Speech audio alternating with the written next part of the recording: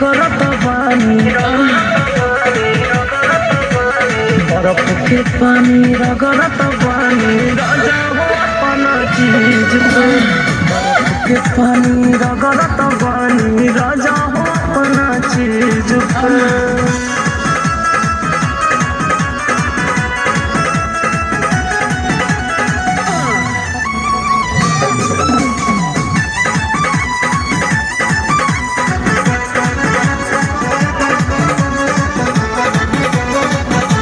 आगी जवानी के जरता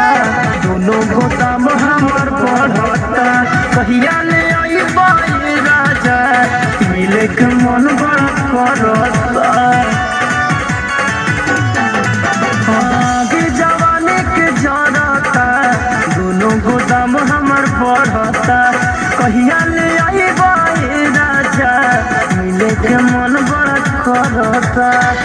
सोच सोच पछतात बानी रहेले हथवा मीज के बर्फ के पानी रगड़त बानी बर्फ के पानी रगड़त बानी राजा हो बर्फ के पानी रगड़त बानी राजा हो अपना चीज पे